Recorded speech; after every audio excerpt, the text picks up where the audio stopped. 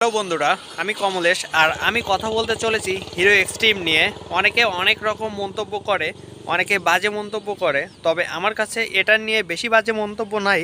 আমি শুধু একটা বিষয় নিয়ে বলবো, সেটা হচ্ছে এই গাড়িটা যখন 30 মিনিট থেকে 1 ঘন্টার বেশি চালানো হয় বা কিছু দূরে যাওয়ার পরে আপনি যদি গাড়িটা বন্ধ করে দেন তাহলে টিক টিক টিক টিক শব্দ হয়। একটা লো কোয়ালিটির গাড়ির ক্ষেত্রে কিন্তু এটা এরকমই। তো এর লুক হিসাবে যদি এটার এই টিকটিক আওয়াজটা না হয়তো বন্ধ করলে, তাহলে আমার মনে হয় যে এটার একটা পারফরমেন্সই অন্যরকম হতো। গাড়িটার সব কিছু ঠিক আছে, এই গাড়ির বাজে মন্তব্য করার মতো কিছু নাই। এটা ছাড়া আমার কাছে তাই মনে হলো। আমি দীর্ঘ 700 কিলো চালাইছি, তারপরেও আমি কোনো সমস্যা পাই নাই। আর একটা কথা হচ্ছে, এই গাড়িটার ব্রেকিং সিস্টেমটা কিন্তু সুন্দর। তো এটা নিয়ে নতুন করে বলার কিছু নাই। গাড়িটার লুকিং তো যথেষ্ট, মানে আপনার 125 সিসি সেগমেন্টের ভেতরে এই বাইকটা সেরা বলা যায়। তবে এই যে টিক টিক সাউন্ডটা যদি না থাকতো তাহলে আমার মনে হয় গাড়িটার একটা অন্যরকম ভাইবস দিত। তো ভালো থাকবেন সবাই, টাটা।